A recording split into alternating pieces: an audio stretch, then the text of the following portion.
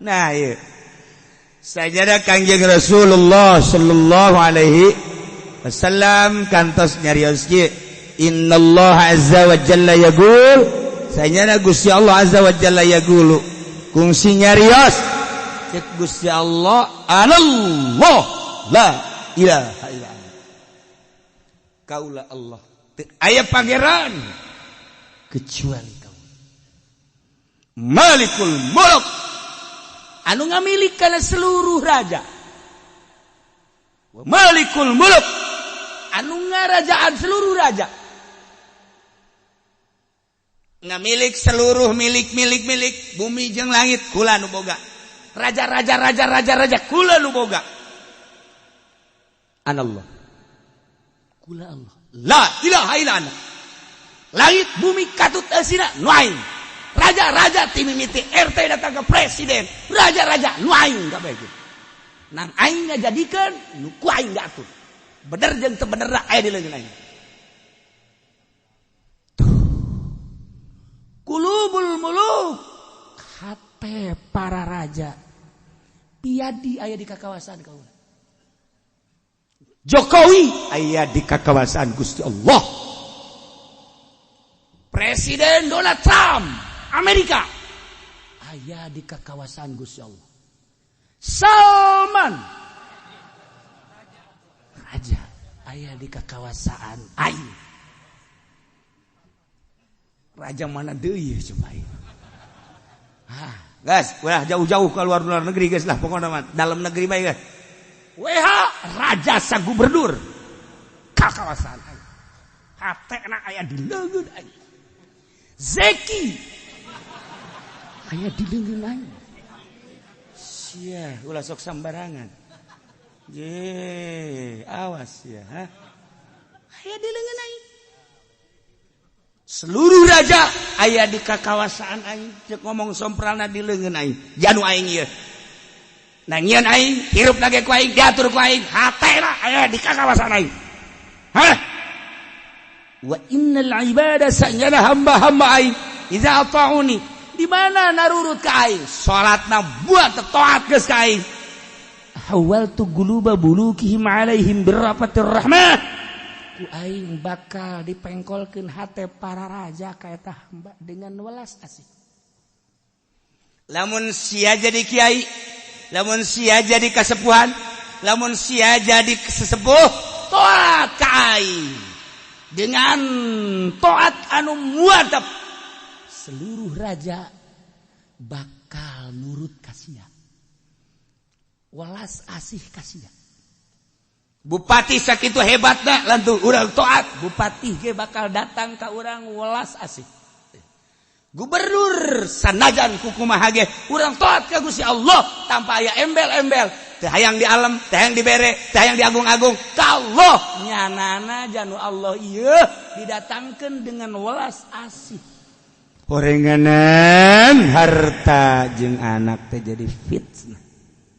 Loba jelema ngudag-ngudag harta sampai ancul-anculan.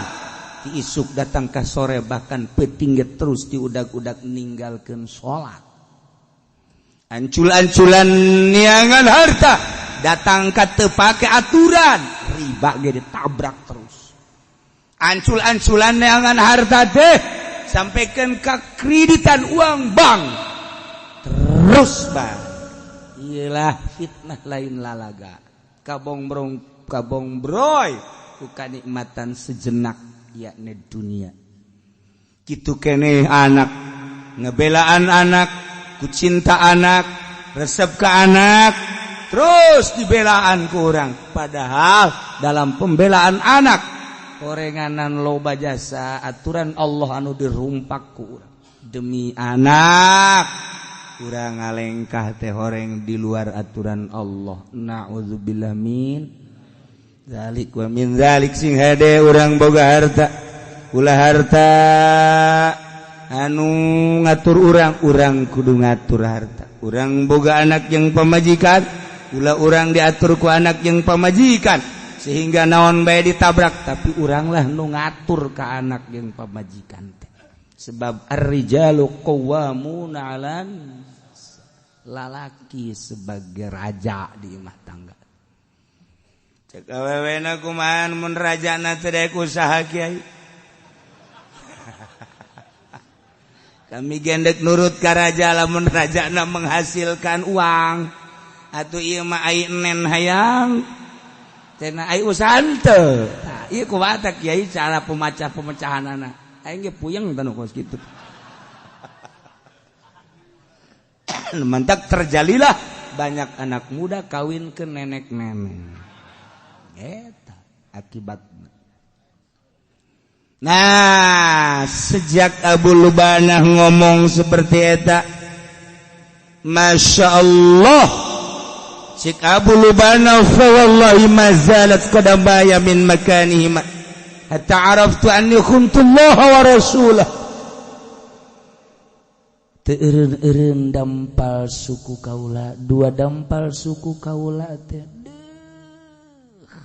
rarasaan teh teu tetep dina tempat.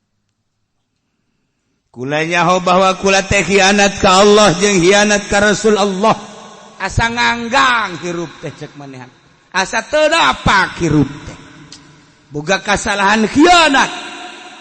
Tidinya lempang Abu Lubanah terus be kaharep nyuksruk jalur mapai tapak. Tapi henteu babalik ka Kangjeng Rasul, padahal kan Abu Lubanah teh diutus ku Kangjeng Rasul. Mestina makan lapor ka Kangjeng Rasul. Ditunggu 1 hari 2 hari laporan. Kumaha ieu Abu Lubanah teh teu datang deui ka Kangjeng Rasul. Ternyata horengnya nalian maneh di tiang masjid. Nalian maneh di tiang masjid cek manehana la abrahu min makani hadza hatta yatuballahu alayya bima sanatu wa ahadallahu alla yata bani qurayza abadan. Aing moal eureun-eureun de cicing bae di dieu nalian maneh sehingga Allah narima kana tobat kalakuan aing. Aing hianat ka Allah, hianat ka Rasulullah. Cek Abu Lubanah aing dek dalian mana di dia, dek tobat ka Gusti Allah. Moal indit aing mati dia. Jeung aing janji sumpah ka Gusti Allah, moal datang deui ka Yahudi Bani Quraidah. Salirana aing datang ka Modar, moal datang deui ka ditu. Aing telah hianat ka manehanana. Tobat aing. Tuh tobat teh lain lalagaan.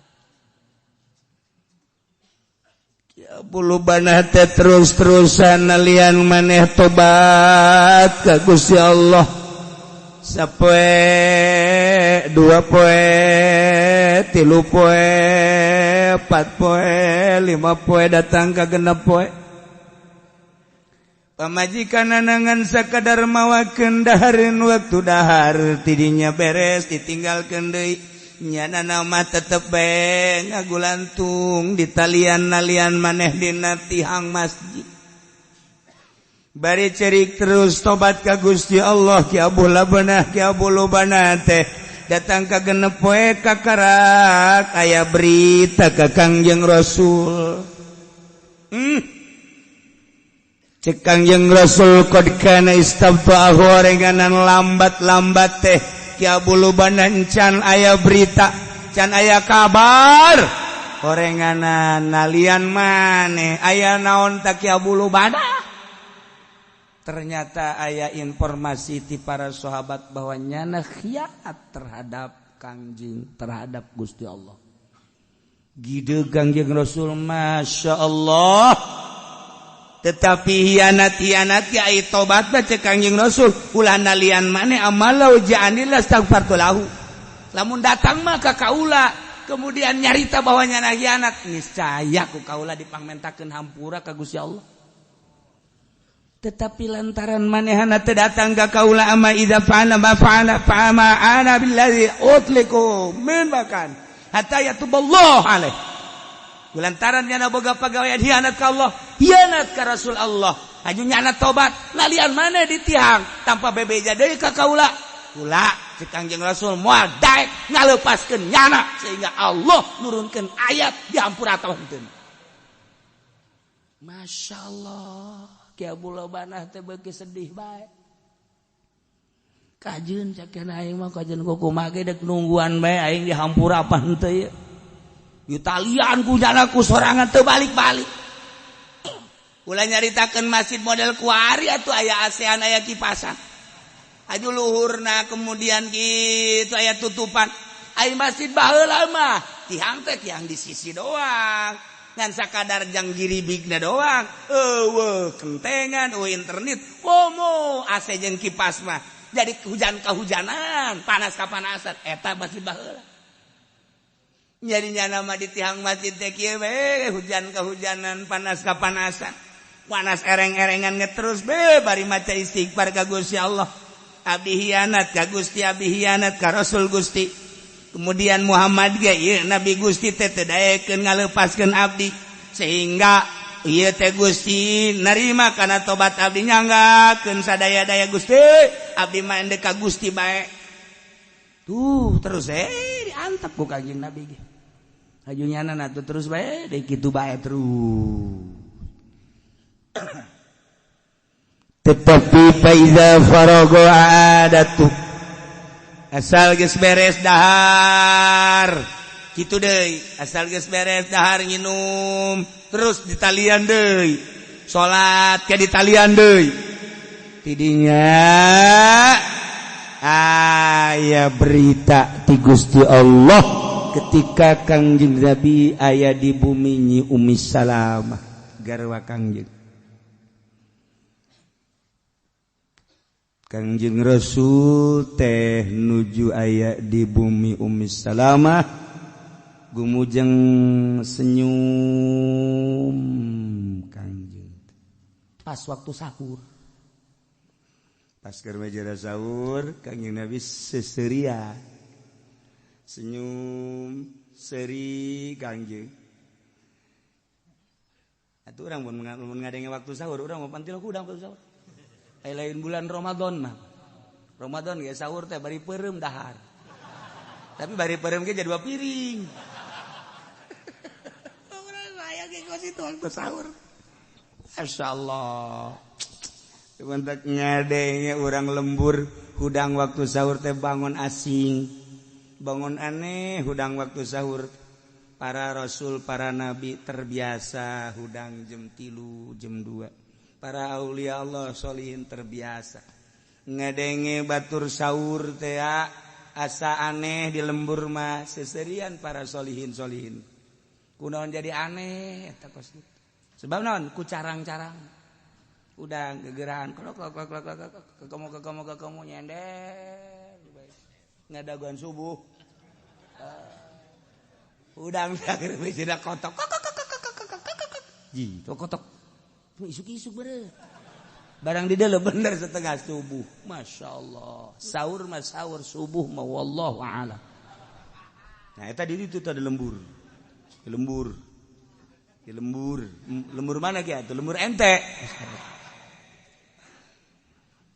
As Kangjeng Nabi waktu sahur teh gumujeng senyum Kangjeng bahkan kakuping aya suanten Kangjeng gumujeng cek Ummi Salamah mimma tadaku ya Rasulullah tadakallahum sinak bahasan luar biasa naon mantak jadi gumujeng Tuhan muga ngagumujengkeun Tuhan ka Tuhan Gusti Allah tah eta kan Kangjeng seperti kitu mata Kangjeng teh henteu setiap kajelema nu seuri aju Kangjeng Nabi benun teh. Aya seorang awewe ngaranna Nyi Lubaidah eta teh jelemana humoris. Setiap kapanggih jeung Kangjeng Nabi eta Kangjeng Nabi seuri bae. Aya bae tapi kaseurieun teh aya. Aya bae tapi kaseurieun cenah mah. Eta geus diwatekeun we ku Gusti Allah. Mimit diantarana ka bumi Kangjeng Rasul haju ngawur-ngawur nyana teh kitu kotoran kadinya. Jadi aur-aur nyana salam. Assalamualaikum. Salam. Cek Kangjeng Rasul, aman ya. Kek, kula rek bebersih lah punang nyana. Cek Kangjeng Rasul teh aya hayang seuri terus. Kek kula bebersih lah cek nyana teh. Teh Kangjeng Rasul ge seuri. Masyaallah. Satu waktu deui. Assalamualaikum. Waalaikumsalam saya abdi. Asup cek Kangjeng Rasul. Asup ieu jeung awak kabeh. Cikangnya. Cikangjeng Rasul aya kitu. Atuh teu cenah ieu awak kabeh apa hulu doang. Atuh kabeh. Oh itu ai kabeh mah cakeun. Maksudna kunaon? Jadi pantok Kangjeng Nabi kan pendek. Jadi nanya hulu doang apa jeung awak gitu. Kan eta lalagaan eta kos kitu teh. Cak Kangjeng Nabi siapa cek teh. Tuh, atuh ka imah ente moal kitu Abul Banah ge. Sir Ubaidah ge. Jog buat lawang napan. Jadi eta kos kitu pan lalagaan tapi asli. Sering Kangjeng Rasul teh kagoda seuri ku anjeunna. Satu ketika deui Kangjeng Rasul teh keur calik we dibawakeun ping-ping embe kan karesep Kangjeng. Ping-ping embe dibawakeun ka dinya dibawakeun ditutupan. Saged ditutupan dibuka ku Kangjeng Nabi. Dibuka ping-ping teh ngan tulang doang. Ieu naonan? Bae karesep tuan. Atuh karesep gaya dagingan. Pan di bawah ieu tulangna doang. Dagingna saeutik ku gula di dahar. Sia mah cek Kangjeng Nabi teh. Ta eta teh tapi humoris bakos kitu. Jadi pikaseurieun we.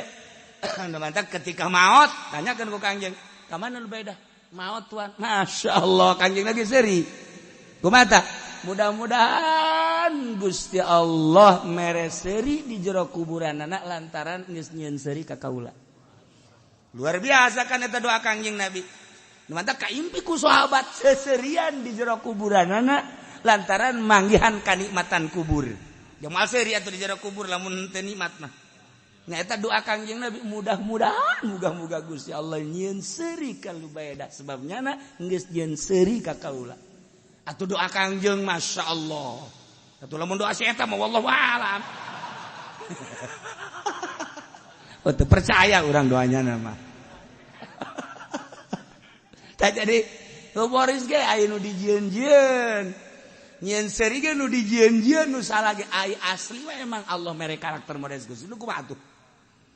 Modal nu kamari teh nu lalaki teh pan sering. Nah ieu ge sarua Sulem. Ari ieu awewena. Jadi dibere karakter emang kos kitu mah teh hese ku Gusti Allah.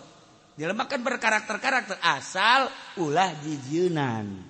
Tah lamun ono anu osok di TV teh anu sakara ngaranna? Ngomong sia.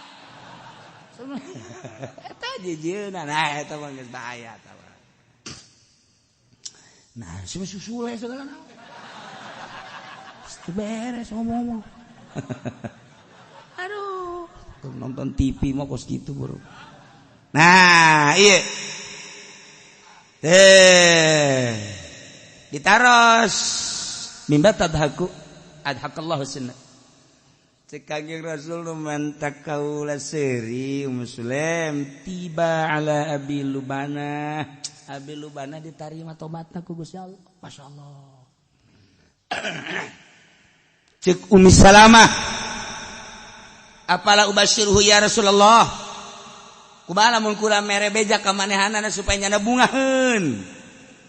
Kumaha tah? Qala cek Kangjeng Rasul bala in syiti silakan lamun anjeun daek mah atuh langsung nyana hudang terus keluar ti kamarna ti lawang kamarna berangkat terus datang ke Abi Lubana cek Ummi Salamah isuk-isuk berarti ya Abi Lubana absyir ya Abi Lubana sing bunga anjeun bunga aya naon gitu faqad taballahu alaik Allah geus tarima tobat ka anjeun. Oh, tidinya pasaron nas ilaihi.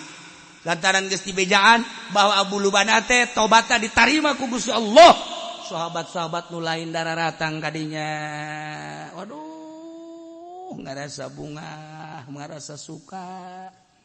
Liut likuhu maksudna endek muka talina. Talinya nanalian maneh. Dek dibuka ku sahabat. Cek Abu Lubana faqala la wallah. Aing ulah dibukaan ulah moal aing moal mukaan. Sia ulah marukaan aing moal mukaan tepkeun. Jipan kitu amat pan geus ditarima tobatna. Hatta yakuna Rasulullah sallallahu alaihi wasallam huwa alladzi yutlikuni. Biadi. Aing mah hayang dibuka ge langsung ku Kangjeng Rasul ku panangan Kangjeng Rasul. Mun bener aing geus ditarima tobatna keuna Rasulullah nu muka aing ulah sia.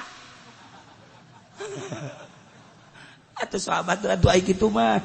naon yang dibukaan ku sia hayang langsung bebeja ka Kangjeng Rasul musalamah seperti itu langsung Kangjeng Rasul pas keluar marra alai kharijan la satu subi begitu datang Kangjeng Rasul kadinya untuk salat subuh jadi masjid ieu atlaqahu dibuka ku Kangjeng Rasul nyana sujud syukur ka Gusti Allah pelukan alhamdulillahirabbil alamin per detik ieu sakumajang jika ulah kuala moal ngalengkah suku kaula ka Yahudi Bani Quraizah sebab kula geus nyarasa dosa hianat gara-gara nyana datang ka maot nyana teu pernah ngalengkah deui teu pernah datang ka lembur Yahudi Bani Quraizah teu aing mah pokona datang ka maot masyaallah karim ialah ayat anu diturunkeun narima Gusti Allah kana tobat abi lubana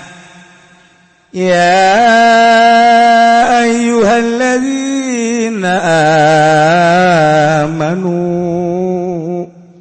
eling-eling jelema nu arariman intattaqullaha lamun aranjeun takwa ka Gusti Allah bakal dibere tilu khusus tajang abi lubana umumna majang urang sadayana jelema lamun takwa ka Gusti Allah teh bakal dibere tilu ku Gusti Allah hiji iya ja'al lakum furqanan dua yukaffir ankum sayyiatikum tilu yaghfir lakum dzunubakum dibere tilu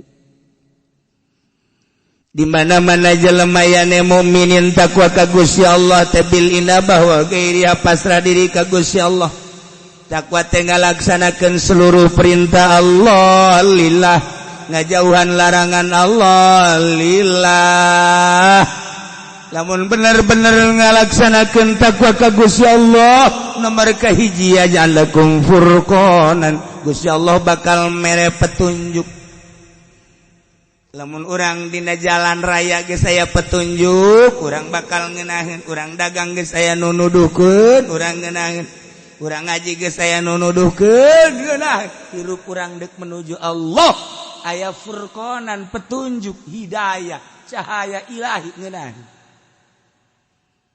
lamun urang aya petunjuk mah urang deuk kudu geus aya petunjuk berarti urang diberi ilmu ku Gusti Allah memena dibere daek urang teh ngaji badak jelema anu ku Gusti Allah hendak disalametkeun ku Gusti Allah dibere daek paham dibere ngaji dibere daek ngaji dibere paham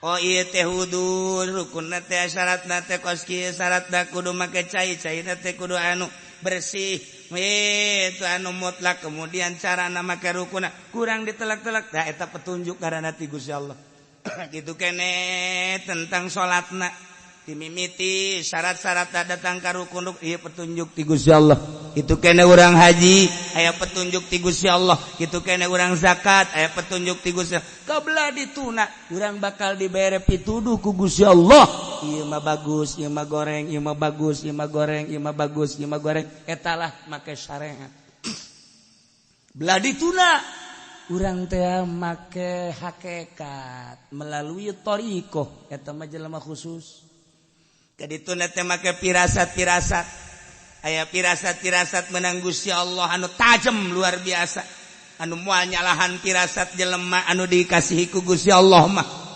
da ieu lah pirasat-pirasat ieu mah perasaan-perasaan ieu mah khusus ku Gusti Allah dibikeun ka hamba-hambana anu dipake ka cinta ku Gusti Allah nu mata Gusti Allah cinta lantaran nyana geus ngorbankeun dirina maka syariat batinna geus ka Gusti Allah eueuh sadetik jeung samenit nu poho ka Gusti Allah dikorbankeun dirina ruhanina harta kabeh jang ka Gusti Allah dibere ku Gusti Allah engke pal-palan eueuh anu dipake ka cinta iwal ti Gusti Allah hiji bae hirup di dunia tetapi teu resep kana dunia urang mah pan hirup di dunia tapi urang mah cinta dunia poho kanu nyieun jeung kanu merena urang tah bersyariat ngaranna tapi ketika urang berthariqah datang thariqahna jadi datanglah perasaan urang ka perasaan eta sanajan hirup di alam dunia tapi henteu kabongbroi ku dunia Ketika malaikat Israel datang, dek nyabut nyawa. Assalamualaikum. Waalaikumsalam. Saya abdi malakal maut. Dek nyabut nyawanya. Semua Masya Allah. Lain ti kamari-kamari ieu. Rindu jasa ka Gusti Allah nu moal kapanggih lamun teu mata geura. Tah eta hamba lembat. Kaberat. Kaberat. Coba lamun aya kaberat kana dunia mah begitu datang malakal maut. Waalaikumsalam. Saya abdi malakal maut. Naon tuh ka dia? Tugas. Ulah wak atuh. Emang kunaon cek malakal maut? Mobil can beres. Motor can beres. Bahkan tak baca SMS dari Karawang tak jahe tah. Ya cek malakal maut. Aing mau baca SMS bisa henteu. Malah aya WA-an tah. Berat. Beratlah orang ka kendaraan, beratlah orang ka imah, beratlah orang ka harta, beratlah ka perusahaan, beratlah ka jabatan. Ketika ditawaran maut lo bakal berat lantaran lo bakal cinta. Iya, nu bakal jadi hisaban buat aya jasa. Ayeuna tadi bahkan cicingna di dunia akur, tapi geus teu berat kada dunia. Naon tuh dunia? Rusak dunia mah. Mata jelema anu geus cinta kana dunia mah cuek-cuek bae kana dunia. Biasa-biasa bae. Teu aya kumaha henteu. Urang mapan boro-boro kanu urang kanu batur ge masih dihayal diresep-resep. Deres kanu urang mah nu batur. Deres deui anu beres mah deui sapeda kempes ge kurang dihayal-hayal. Nya nu batur nya kempes. Aju mikiran deui jahe, manu batur jahe mah. Bapana, kunaon atuh ka bawa salat? Masyaallah tabiwir ya kari. Iker salat. Deres ngora kene aki-aki. Aduh, salat ya bibir jahe. Ayo Gusti di hadapan matana ya hunung leutik. Aduh. Ya Allah, ya Rabbi Gusti, teu ka baba tolol teh coba. Ya, mantak geus salatna ge lain haji wiridan da sabira.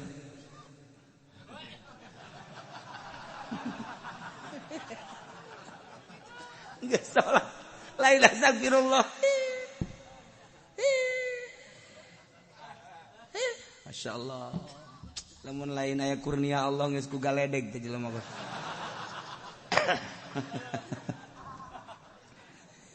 In tattaqullah lamun anjeun takwa ka Gusti Allah, pasrah diri ka Gusti Allah dengan cara seluruh parentahanna dilaksanakeun, seluruh laranganna dijauhan.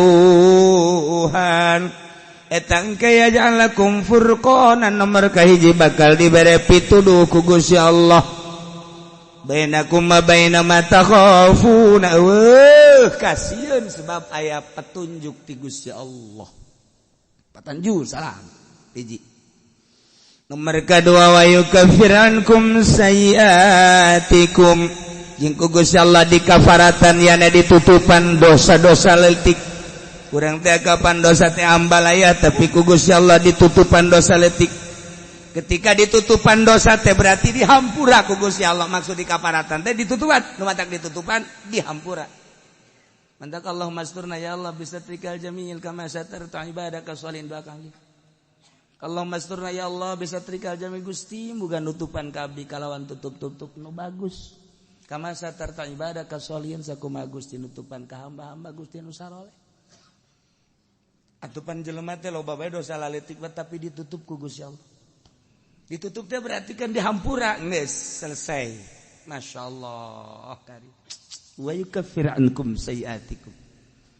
Ku takwa ka Gusti Allah hiji bakal dibere furqanan, petunjuk. Nomor kedua, dosa-dosa leutik dihampura ku Gusti Allah, ditutupan. Nomor katilu, wa yaghfir lakum ku Gusti Allah dihampura dosa-dosa nu galedege. Dihampura we geus tobat ngaranna ge. Nu mentak pangresep-resep da Gusti Allah teh ka hambana anu berdosa kemudian tobat ka Gusti Allah. Lantaran diaku Gusti Allah teh pangeran, komo datang ka ceurik mah Naraka teh moal daekeun ngalentab ka cai mata anu dikaluarkeun tengah peuting ngulucur, tengah peuting inget-inget kana dosa. Beuh, ieu aing keur ngora teh masyaallah karim. Aing teh di mana aya topeng di dinya, aing muka lapak koprok. Aduh, aing mah keur ngora mah pohara jasa. Aing teh pan bandar koprok baheula mah Gusti, hampura ngurus cai mata. Inget bae baheula Gusti abdi kerja di bandar koprok deureuh, saju aya jang mayar mah batur menang teh eueuh jang mayar ku abdi haju didepak kabeh. Samakna digulung ku abdi. Pan pisenebeun batur eta. Da ieu kalakuan abdi teh kos kitu Gusti, hampura ngulucur cai mata naraka teu sanggupeun meuleum jelema nu pernah ngaluarkeun cai mata tengah peuting inget kana dosa. Ge. Lain lalawor eta. Sok geura ge urang tengah peuting inget-inget dosa urang. Hese bae eta kaluar cai mata hese. Hese, tapi lamun pamajikan teu kabeuli selop mah. Aju bae. Saya kurang bangun merinci pak, jangan kau beli. Aduh, pemajikan cerik, lantaran yang selop yang kutang. Salah kena cerik, urusan dunia mah babaria cerik, tapi urusan dosa tu pernah cerik. Cerik kira orang ya Allah ya Rabb. Di pamuntayangan iwan tiga Gusti, jeung di dosa anu panggedena iwal ti abdi, jeung nu bisa narima karena tobatna kecuali Gusti. Abdi muntayang ka Gusti-Gusti tengah peuting urang inget-inget dosa baheula. Misalna urang boga kabair ya judi, misalna urang boga kabair ya mabok, misalna urang boga kabair pernah segala rupa nampiling batur dan lain sebagainya. Ceri kurang tengah peuting datang ka beneran keluar cai mata. Paeh neraka moal sanggupeun belum jelema nu pernah ngaluarkeun cai mata nginget-nginget kana dosa. Kunaon eta kulantaran ku resep-resepna Gusti Allah ka hamba nu pernah ngaluarkeun cai mata tobat. Panggreget-gregeteun Gusti Allah ka jelema nu ngarasa hebat jasa dina ibadahna teu pernah tobat. Deuh, aing mah salat ya terus bae pan. Malah qobliyah jeung ba'diyah, peuting aing mah tahajud. Bahkan aing mah tahajud teh beurang peuting aing. Teu kira-kira teh si budak. Tahajud dol meureun tah mah. Iya teh inget asa teu boga dosa bae teu boga dosa. Aing mah pernah nyantunan yatim piatu disantunan fakir miskin. Geus naon deui tu aing mah. Eta nu kos kitu tah Allah gregeteun. Gregeteun mantak jelema diangkat jadi wali, makom nu kahiji. Nyana makom tobat heula. Tobat, sanggeusna tobat, belajar haju bisa. Sanggeusna bisa jadi ahli, sanggeusna ahli karak naik darajat. Makom tobat heula nu pertama. Nu pertama teh geus kabelah dieuna geus puguh bari diuk tobat ka Gusti Allah keur lempang ge Gusti, tobat ka Gusti Allah keur nadira riungan ge tobat ka Gusti Allah. Jadi wali Allah mah, wali Allah ye. Atawa ahli thariqah keur memeh husulillah. Geus usul makan eueuh syahwat. Eueuh biasa bae. Sebab deuleuanana ka Allah. Nu encan ya Mas, encan usul ka Allah mah pan heula nu geulis, atuh biasa bae jeung nya jelema. Geulis amat si budak. Nah, ngan sakikituna bae langsung ka Gusti Allah bari mun di mobil mun keur diuk-diuk. Astagfirullahalazim. Gusti. Hamba Gusti punjul ti batur. SMS dan nomor sabaraha. Tah lain tobat tah mah kos itu mah ngalamun. Tah mah sia tah mah. Lain gitu tobat langsung keluar cai mata ya Allah ya Rabb. Eta teh goer mahram Gusti hampura Gusti tuh. Ya kontan seketika. Jelema anu ngabiasakeun tobat. Engke ka dituna bisa sangeus bisa ahli. Sangeus ahli naik boga makom jadina. Jadi nyana aya di makom tobat. Makom nomor kahiji untuk naik derajat makom tobat. Tobat heula Allah resepkeun. Numantak diangkat jadi solihin teh tobatna terus-terusan. Mana deui jelema anu seuneun teu wanieun. Seuneun teu wanieun belum ka jelema anu munggah haji. Munggah hajina di dieuna darurat. Hastina darurat teh kieu. lain anu loba hartana lain loba hartana ge gede ganjaranna nganu gede jasa ganjaranna boga sawangan sakitu-kituna kemudian aya ge imah doang dah dijual ku cinta ka Gusti Allah anak babagi tah sia beusi dagang mah ku aing dipasing-pasingkeun abah mah ku ari henteu ka Mekah berangkat nya ka Makassar modal ngan sakitu-kituna atawa darurat aya kakurangan boga duit teh nu aya teh embe dijual kotok dijual kabeh dijualan pakai nutupan setoran berangkat susah sanggeus susah bayangkeun ku urang duitna pas-pasan datang ka dituna teu meunang make baju langsung make kain ihram awakna benar-benar dikaallahkeun dengan pelaksanaan tawaf kemudian sa'i emang teu capek tawaf jeung sa'i capek hanya hayang naon hanya hayang ridho Allah tanggal 8 urang diberangkatkeun geura ka Arafah didinya langsung wukuf apakah henteu sedih urang wukuf sedih make pakaian ihram kemudian urang teh ngan saaya-aya bagi bejana pernah terjadi hese dahar kapan di Arafah baheula jamaah Indonesia lantaran kurang rapi dan nah eta hakikatna bati Gusti Allah diberangkatkeun peuting teh ka Mina bulung batu di Mina apakah teu capek di Mina diberangkatkeun deui ya ka Muzdalifah di Muzdalifah diberangkatkeun ka Mina jumroh Masya Allah eta nini jeung aki-aki memang jumroh kumaha ngek-ngekan lantaran jauh kapan tina kemah teh yang datang ka Jamarot anu ngora-onam aya campur-campur lah nu ngora mah sagala neuleuh urang Pakistan neuleuh urang campur-campur nu ngora mah budeuk ibadah neulean irung mancung amat ya irung ieu mah sakanya hukul bae nu babaragan jeung kula kos kitu komo nu teu bareng meureun cak urang ditu teh sia neuleuh naon neuleuh ente bancung amat eta irung bagus amat aing neuleuh sia kos kutil irung sia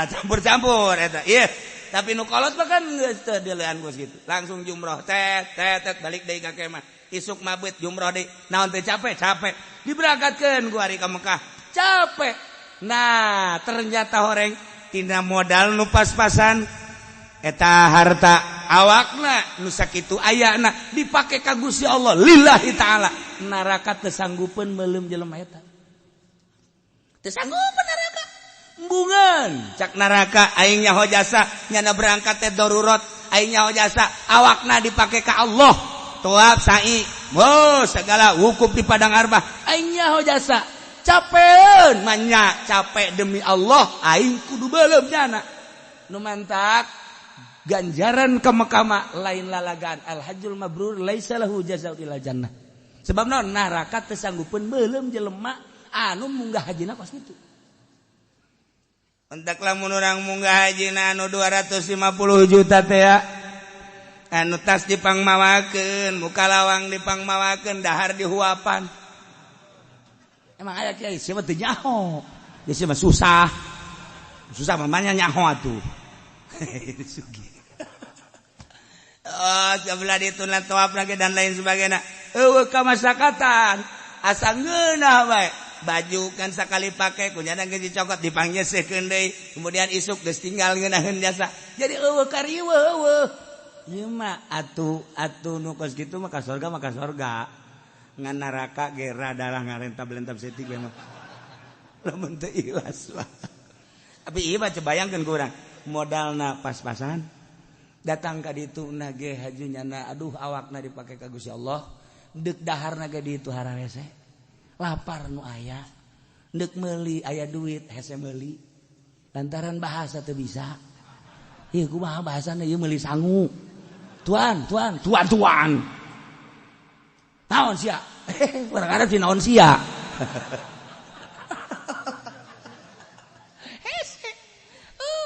dek balanja duit boga tapi kan hese balanja teh hese nawar tasbih kam tuan bisa dengan sakam-kamna doang tasbih di kieu-kieu kam tuan miar real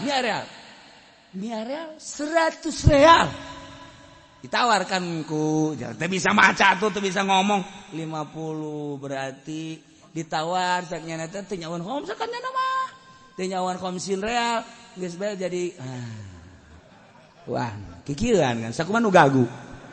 La ruh halas. Ih, nyana teu nyawan ruh kan teh ruh teh naon bae gitu kan. Padahal mah idet sia ka ditu. Lamun ngarti teu ngarti batu kikieuan mah terus. Cak urang Arab geus diruh-ruh ge teh budak. Tetep bae di dinya bae. Nah, urang Arabna terus nu eleh. Urang Arabna wah, kalau tidak 100 real sudah 90 real. Ah, bisa nyana setik mah. Bisa setik 100 real. Tuan, naiknya ada 70. Ya. 70. La. Alas. 90 real, 90 real. Itu harga maut gitu. Itu beres orang Arab. Emang di Cikupa harga mati. Jadi orang harga matinya berapa kan gitu. Eta kayak gini sudah harga maut cekeun teh. Waduh, pae aya harga aja gitu. Atuh eta nu kualitas spesial. Lah dikadinyakeun deui. Emang kudu harga maut cekeun. Aing dipaehan dibere harga ku ya. Eta juga deh. Nah, ieu kan urang darurat urang mah ngomong teu bisa hayang hese dan lain sebagainya. Nah, horenganan naraka teh naraka embungeun meulem jelema nu kos kitu. Mungkin ieu nilai jelema anu model kitu jeung anu berangkat ka Mekah loba duit atuh bagus ngan dibandingkeun jeung nu darurat beda. Tetep ka surga mah ka surga bae. Ngan beda. Nah ieu kan aya nasna hadis Kangjeng Nabi. Hiji, neraka teu sanggupeun meuleum jelema nu pernah ngaluarkeun cai mata ti peuting nginget-nginget dosa. Nomor kadua, teu sanggupeun meuleum ka jelema nu ngerakeun harta jeung tanagana pake lillahi taala geus puguh jihad fisabilillah aji ge bi manzilati jihad. Nomor kahiji jelema taqwa teh yaj'al lakum furqanan dibere petunjuk. Nomor kedua wa yukafir ankum sayyiatikum dosa letik ditutupan yana diampura. Nomor katilu yaghfir lakum dzunubakum dosa-dosa gedena ge dihampura ku Gusti Allah seperti kiluban habilubana. Wallahu dzul fadlil azim. Iyalah lamun hayang nyaho kurnia nu pohara ti Gusti Allah. Allah ngasupkeun ka surga ka para rasul teh aneh, ngasupkeun ka surga ka para nabi teh aneh, ngasupkeun ka surga ka para aulia Allah teh aneh. Lantaran di dunia nawan yang hebat jasa, ngasupkeun ka surga ka para sholihin teh aneh. Tapi jelema nu bobolokot ku dosa, tobat ka Gusti Allah, ditarima tobatna tetep ka surga. Mantak ulah leutik hate urang baheula keur ngora anu alah aing geus ngaji ieu aing diapalkeun ieu. Geus pokona mah Allah pasti ngampura lain Allah lamun Allah lain dzul fadlil azim. Allah ngabogaan kurnia fadl anu luar biasa gedena.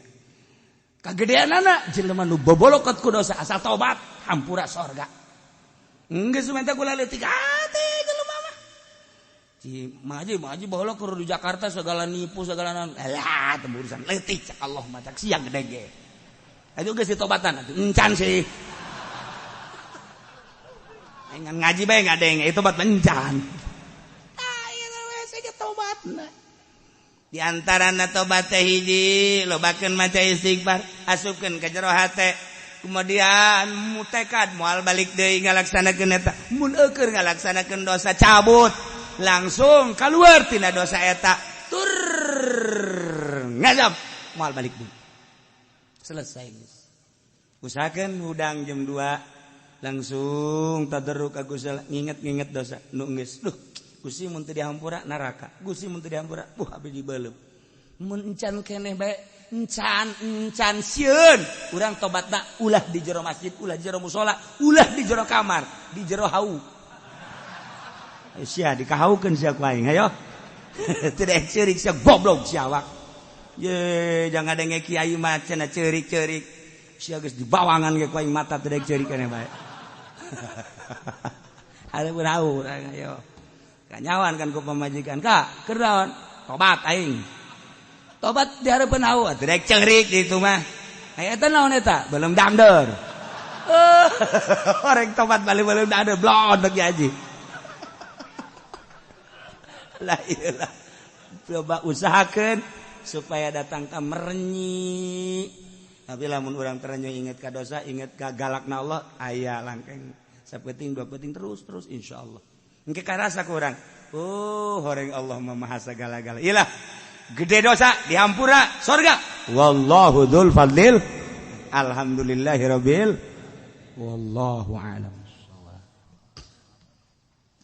tawi kilaiki Gusti Baba tetep memartelakeun baranggang tegaya mana ta'ata sabab rahmah wal afiyah satuhuna ta'atiku sabab tekana rahmat lan afiyah kawaras Rawa Abu Nuaim isgariwayatkeun sabagi Abu Nuaim anna Rasulullah satuhuna kangjeng Rasulullah sallallahu alaihi wasallam qala ngucap kangjeng Rasulullah innallaha azza wa jalla yaqulu in satuna Allah azza wa jalla iku ngadawuh ya Allah ngadawuh ing labad anallah ta ingsun niku Allah la ilaha illa ana para pangeran iku maujud angin ingsun malikul muluk turkang ngarajaan pirang-pirang raja atau ngamilik ing pirang-pirang raja wa malikul muluk lan kang ngaratuan ing pirang-pirang ratu Kulubul muluk fi yadi utai pirang-pirang ati pirang-pirang raja ikut tetap ing dalam kekawasan ingsun.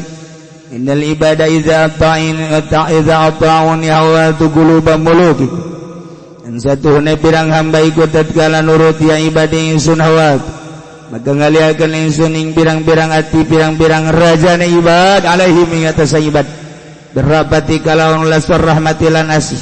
Wa innal ibadah lan satuna pirang-pirang hamba iku idza asauni tatkala maksiat yang ibadah ingsun awatu quluba mulukikum alaihim bisuhti wan nikmat maka ngaliakeun ingsun ing pirang-pirang ati pirang-pirang raja ni ibadah alaihim atas ibad bisuhti kalawan bendu wan naqamatilan siksa asamuhum sual azab maka genani ieu muluk hum ing ibad ing ala ni siksa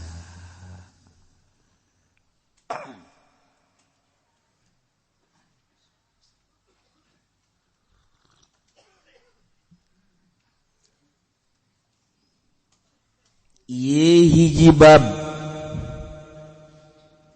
rek nerangkeun kajadian anu datang tingkah-tingkah anu datang bahwa sanjana taat ka Gusti Allah ngajadikeun sabab datangna rahmat jeung afiat masyaallah sekumaha tadi taat atuh geus dijelaskeun tadi tobat taat ka Gusti Allah eta teh kitu nomor kahiji tadi dijelaskeun ya ayyuhalladzina amanu in tattaqullah kahiji tuh kedua dan katilu ieu taat horeun sabab rahmat jeung afiyah Abu Nuaim ngariwayatkeun bahwasanya junjunan alam Kangjeng Rasulullah sallallahu alaihi wasallam gol teu pernah amprok urang jeung kangjeng sebab teu kazamanan boro-boro kazamanan urang asa sahabat ge lain teu jauh 14 abad anu silam tapi wali Allah mesri ngimpi kapanggih jeung Kangjeng Rasul bahkan bisa direncana hayang kapanggih jeung Kangjeng Rasul ngimpi bisa direncana Masya Allah bahkan Sayyid Maliki mah Mekah kapanggih jeung Kangjeng Rasul 2 kali amprok jonghok mah gitu. Habib Lutfi pernah kadatangan Kangjeng Rasul. Ngebantak nyana kuari bangonan gitu ngaranna Sabodo embung dianggap hebat. Kadang-kadang geus kitu bae nya sabodoa geus boga kanikmatan tersendiri. Bahkan pernah ditempokeun ku Kangjeng Rasul pangkat-pangkat di masa dunia. Sadunya jadi ngajajar tanya pangkat ke hiji, pangkat kedua. Jadi nyana nyahueun. Urang kuari wawalianan nyahueun di hareupeun Habib Lutfi. Sebab sangarana anu di deuleu ku nyana waktu keur ditempokeun ku Kangjeng Nabi jajaran awal. Wih boten wenten seueur. Ya, jajaran kapindo nih coba kapindo. Ya, diempleng maning ge. Wih, ora ono. Wong kronjo iku. Terus sampai 9 baris. Hiji, kedua, ketilu, kawa sampai 9. Antak nyana nyahueun sadunya wali. Eta keur carita rahasia. Kajeun kula ieu mah nu ngadongengkeun aja lain nyana. Nyana mah ngadongengkeun ka kula ka ente moal. Ka kula ge nyaritakeun dak dibere ku Kangjeng Rasul pernah jajaran wali Allah. Sakitu hajunya lagi pohoan meureun lep eureun deui. Aju kacai nyana. Poho meureun. Kos sakumaha Abah nyaritakeun kumpul di kitu Sukabumi teh di naon karapan teh teluh teh. Pelabuhan Ratu. Ya, cok Abah teh. Eta harita erek Gus Dur naik jadi presiden reformasi. Reformasi sekitar bangsa genep bulan deui. Abah kumpulan. Di mana, Bah? Di Pelabuhan Ratu. Pelabuhan Ratu. Di mana Pelabuhan Ratu? Di tengah laut. Jadi eta di dijaga ka ditu aya jalan ka ditu. Jalan bagus itu aya bangunan. Itu aya Buya Cidahu, kemudian aya Abah, aya Bung Karno, aya Gus Dur terus cerita. Barang sareng poho meureun nyana kaleupasan. Aja ngaleos ka jero can anggeus. Dongeng can anggeus ngaleos. Geus teu kaluar deui. Oh, poho. Ieu lebih poho tah nyaritakeun. Kos ente nyaritakeun ka bogoh. Poho horeng di hareupeun pamajikan tsunami.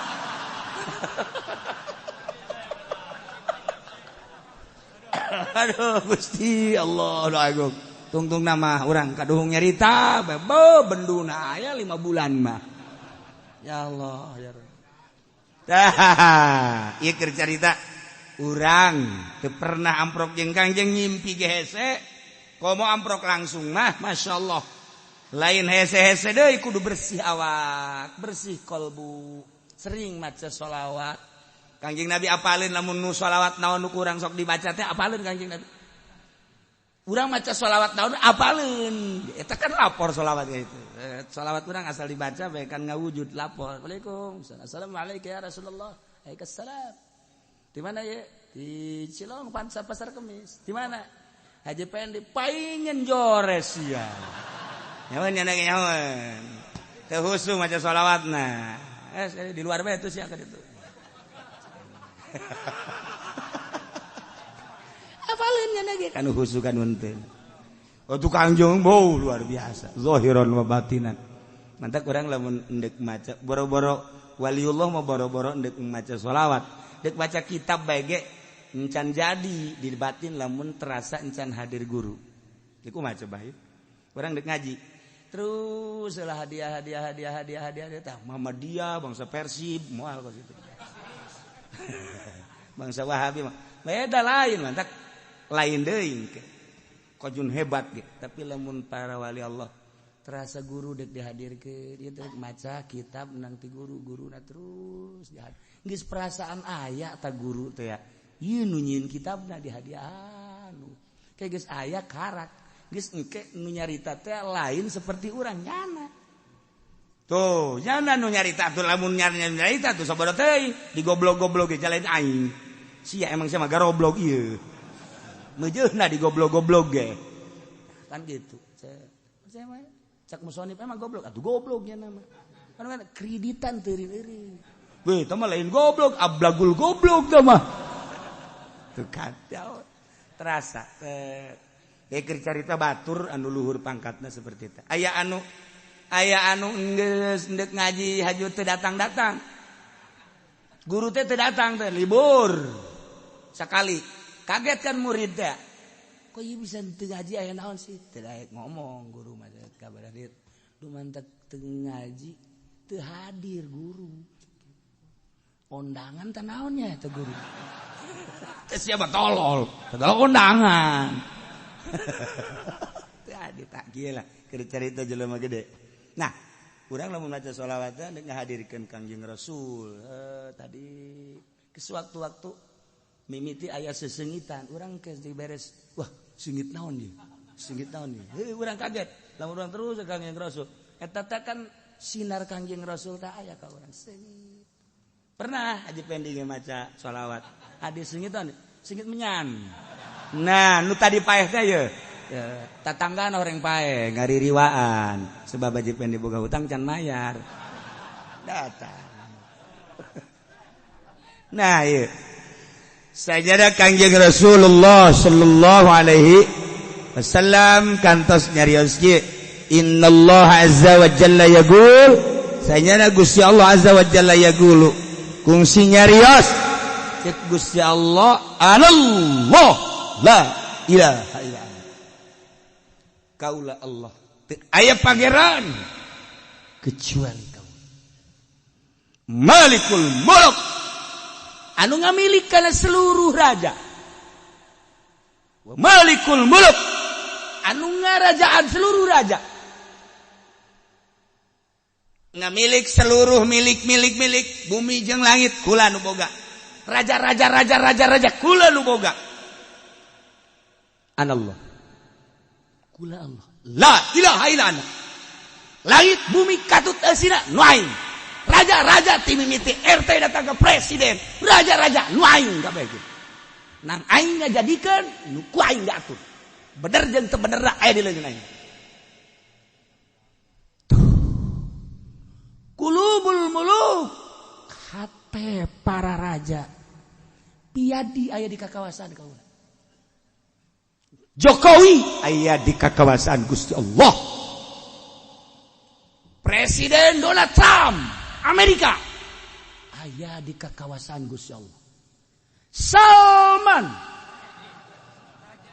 raja aya di kakawasan aing. Raja mana deui cuma ieu. Guys, ulah jauh-jauh ke luar negeri guys lah pokoknya dalam negeri bae guys. Raja sa gubernur kakawasan aing. Hatena aya di leungeun aing. Zeki aya di leungeun aing. Sia, ulah sok sambarangan. Ye, awas ya, ha. Aya di leungeun aing. Seluruh raja aya di kakawasan aing, cek ngomong somprana di leungeun aing. Janu aing ieu. Nangieun aing, hirup lagi ku aing, diatur ku aing, hatena aya di kakawasan aing. Hah? Wa innal ibada sanyana hamba-hamba aing iza ata'uni. Di mana narurut ka aing? Salatna buat taat geus ka aing. Hawaltu quluba bulukihim alaihim birrafatir rahmah. Ku aing bakal dipengkolkeun hate para raja ka eta hamba dengan welas asih. Lamun sia jadi kiai, lamun sia jadi kasepuhan, lamun sia jadi sesepuh, taat ka aing. Dengan taat anu muadab, seluruh raja bakal nurut ka sia. Welas asih ka sia. Bupati sakitu hebatna lantu urang taat, bupati ge bakal datang ka urang welas asih.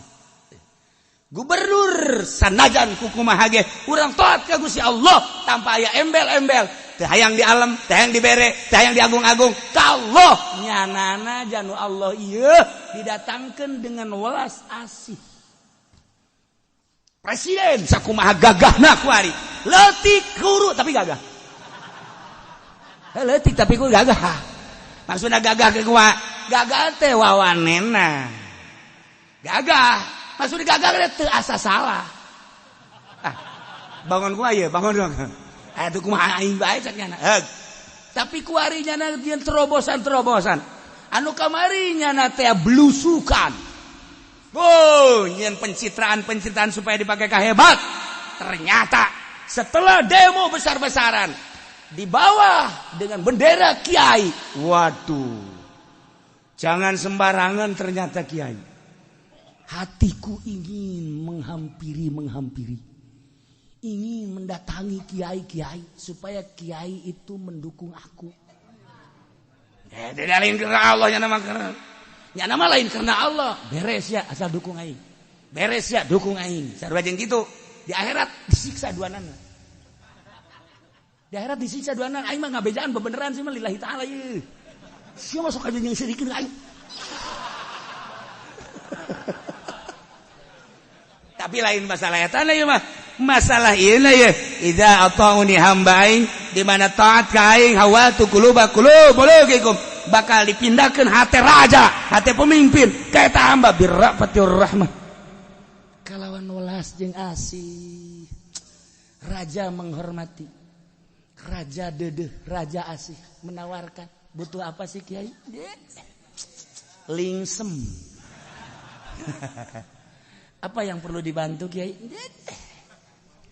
Di dalamnya mah dukung aku dong. Ntar aku kasih deh. Iya deh. Sama Betty, sama kos gitu mah. Aduh, Masya Allah. Nah iya rame jasa iya mah hadis. Rame iya mah kakarak seperapat hadis. Wa innal ibad wallahu a'lam bishawab. Auzubillahi minasyaitonirrajim. Bismillahirrahmanirrahim. At-tahlilul labzi utawi kilaiki iku urayan kang bangsa lafaz. Wali muslimin anhu wali muslimin an Jabirin.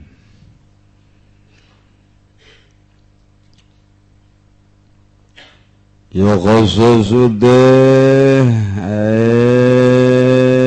yutlal gubru den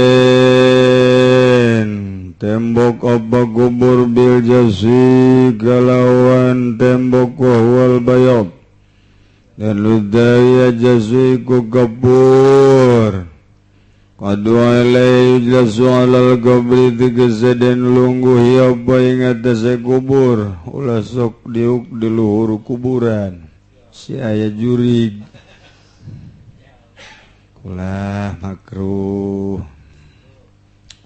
Ikul hadis utawi gilaigi gufiki hadis hijian nabiyu an-nahyu yaiku den cegah antaj sisil gobri saking nembok kubur wanah yulan den cegah wanah yulan utawi nahyu lil karahah kumaedakeun gadue karahah indal aimatil arba'ati ing dalam mungguh pirang-pirang imam kang papat.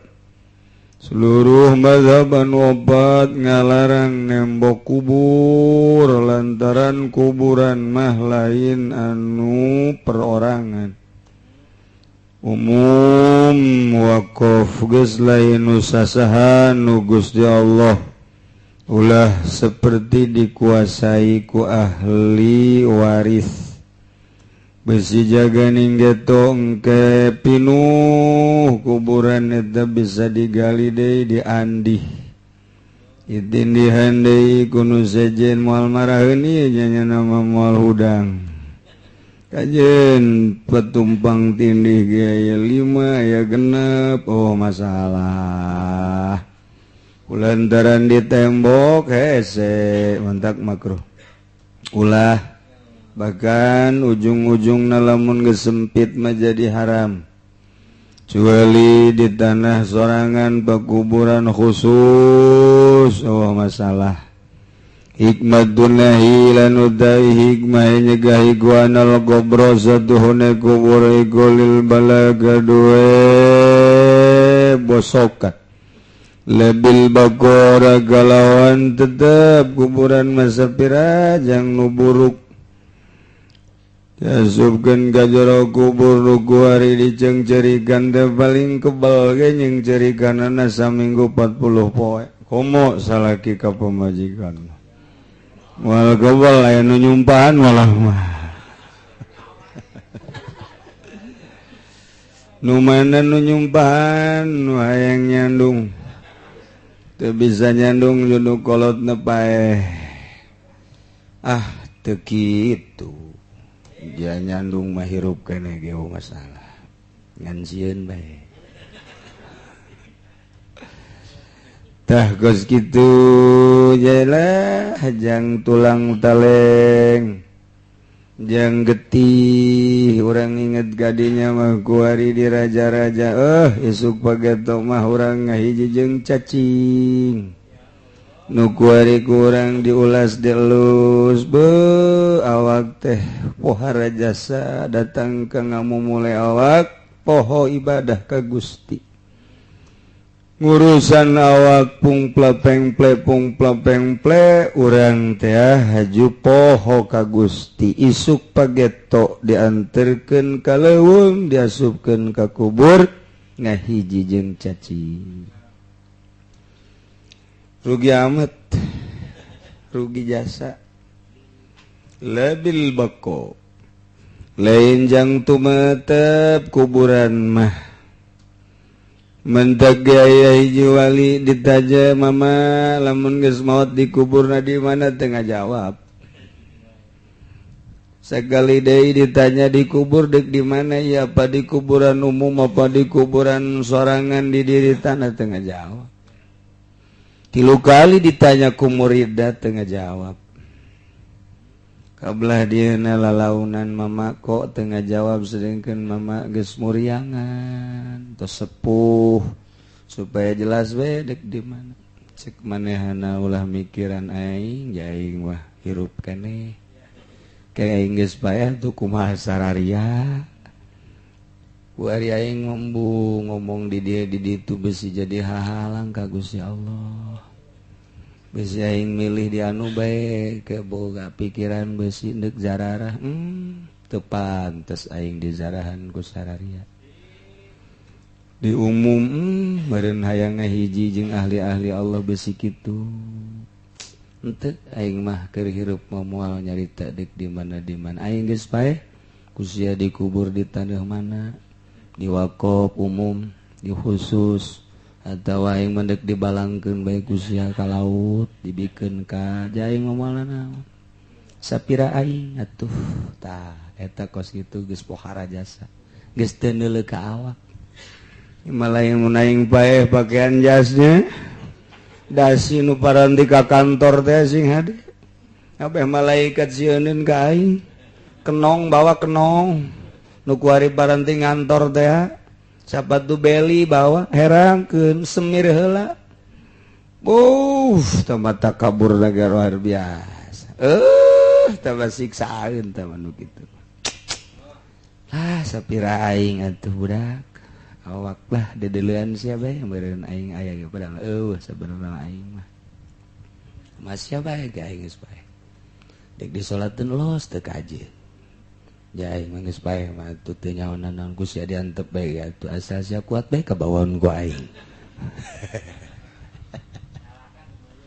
tokos kitu urang ngawasian mun kakak paeh neng ulah kawin deui nya kakak cinta kakak pohar jasa hayang fid dunya wal akhirah pohar wasiat dek paeh teh kos kitu sing ade aing ngabogoh jasa ka sia di dunia hayang babarengan di akhirat hayang pan sia kawijing nu sejen di akhirat moal ku aing aing cinta aing berarti kandas ditelan waduh bung aing mah gajian kumaha ge ulah si aing wasiat sih kos kitu ge wasiat membesi kakak paeh sing harade arari ibadah sing rajin maca Quran maca shalawat urus anak tamasya tuh dek kawin deui misalna tuh ai laku malos eta hebat wasiat kos kitu ieu malah cinta aing ulah dibikeun ka batur kos kitu amat sih wasiat nya jadi kubur mah annal gobroril bila labil bago Wala tajassusa min zinati dunya lan satuhune nembok iku tetep saking papas dunya.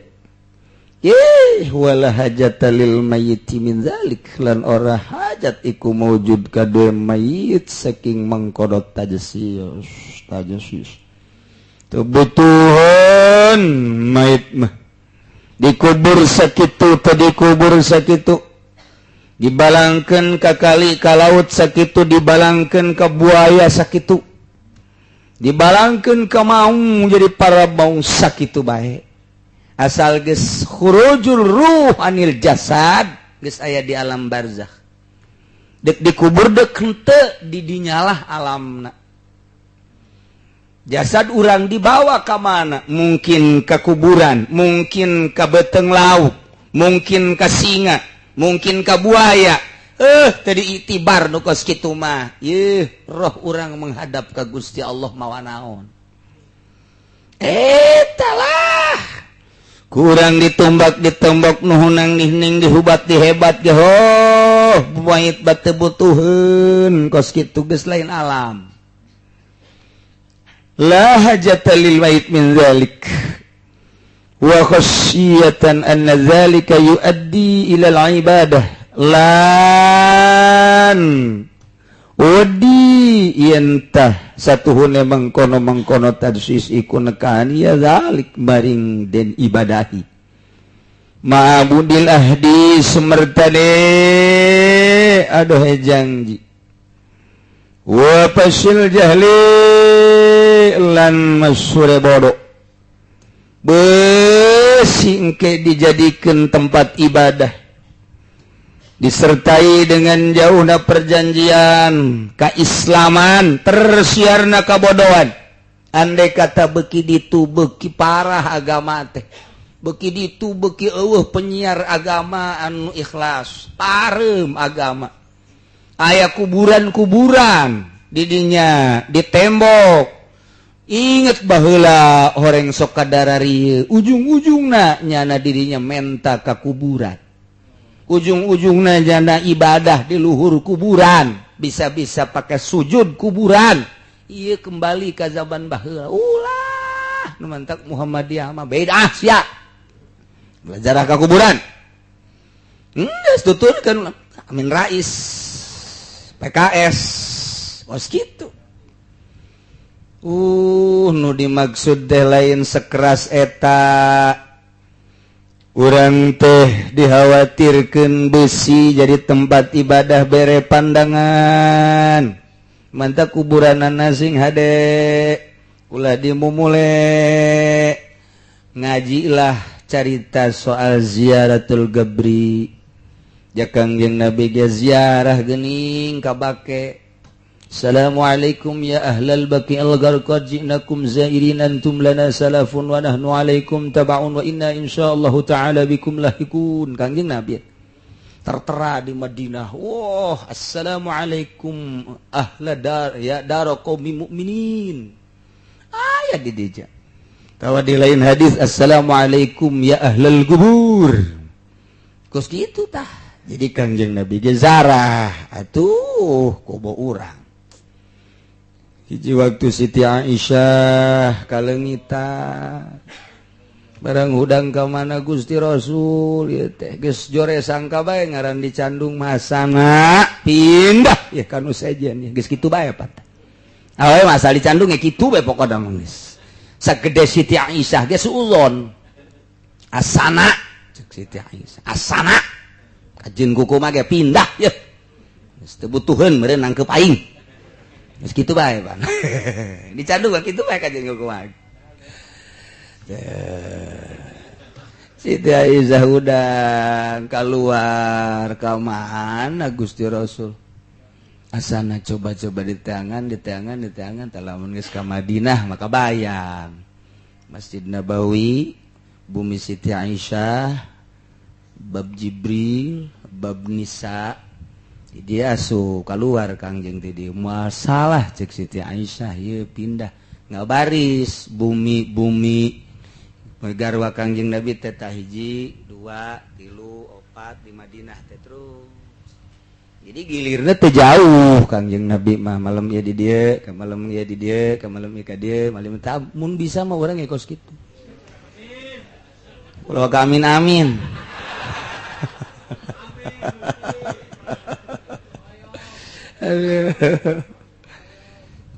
Cek Siti Aisyah coba ya kemana ya dina ayat cipta-cipta kurang hade dituturkeun hate Siti Aisyah teh ai katingali aya sosok manusia nu kasorot ku bulan buah itu tuh tingali ku Siti Aisyah jahe ieu Kangjeng teh ager aya dibake tuh nah ieu bumi Siti Aisyah nu ayeuna masjid lurus ka ditu pakuburan bake kuari mah malah geus ngahiji pagerna teh jeung masjid teh lah geus ngahiji bae bae pageran tah kos kitu Kangjeng Nabi teh ditaros ku Siti Aisyah nuju naon ya Rasulullah cek Kangjeng Rasul teh Aisyah anjeun teu terang ahli kubur teh ngaharepkeun doa urang ngadoakeun Kangjeng Nabi ka ahli bake teh ngadoakeun ka ahli bake ziarah ngaranna Masya Allah kumaha Muhammadiyah macah Bukhari-na kumaha maca kitab Muslimna ja aya dina Bukhari-na ya Allah ya Rabbi make ngabidah eta cenah beusi mangerankeun lempengkeun eta cenah beusi dianggap ibadah beusi ngaibadahan kuburan lempengkeun lain ulah zarah cabok sia kuy atuh lempengkeun nu kos kituna aja boro-boro ka kuburan ka batu ge model Habib Rozak ini yang ini nih waduh enggak sembarangan nih lempengkeun eta kos kitu boro-boro ka kuburan atuh ini enggak sembarangan yang ini Abu Bakar yang ini Umar yang ini Utsman ini Ali wah ceknya nama naon meureun pakai ngatak jelema maka rasa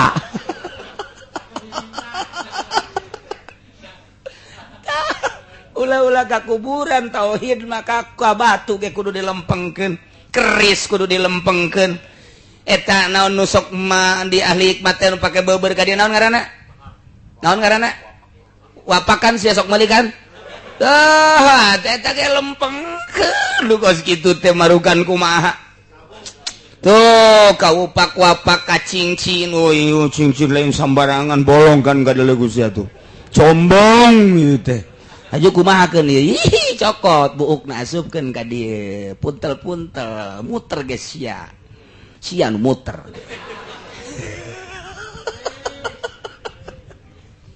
eta aya kecenderungan hate sehingga ngabogaan dampak di luar Gusti Allah luruskeun ya Allah ya Rabbi nu boga kakuatan la haula wala quwata illa billahil pan dibaca ku urang sia ieu gagah jasa batu ieu mah bisa mindahkeun awewe coba ge lamun dikitu-kitu lempeng ka dieu rimahna ge waing ge kebak cianana ih teu sambarangan neung di Gunung Karang sia ieu ta boga kecenderungan molek ulah ka kuburan ka batu musyrik sia keris musyrik sia tungked musyrik sia jimat wapak musyrik ulah eta tepan eta wapak teh menang ti ditu nama menang ti Imam Ghazali pan Imam Ghazali mah hujjatul Islam waliun min auliyaillah pannyana nu nitah kok dimusyrikeun lempengkeun carana lempengkeun eta batu-batu naon mencak batur mah ieu batu kos ieu ngaranna batu combong aya mangpaatna lah sabira batu udah naonan jangkul atuh os kan ka dieu duitna ngaranna juaran batu tah mah kos kitu mah tuh masalah jualan batu majang hiasan Aisyah mawani mah tah los berduit atuh ieu mah lantaran combong mahal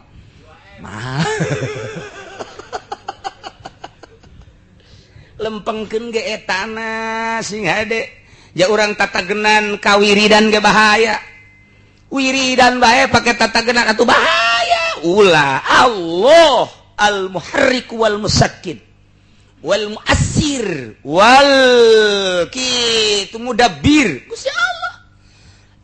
Salian Gusti Allah teu ngabogaan pangaruh ketika urang aya kecenderungan hate salian ti Allah boga pangaruh lempengkeun geus ulah ngabidahkeun zarahna lempengkeun cara zarahna.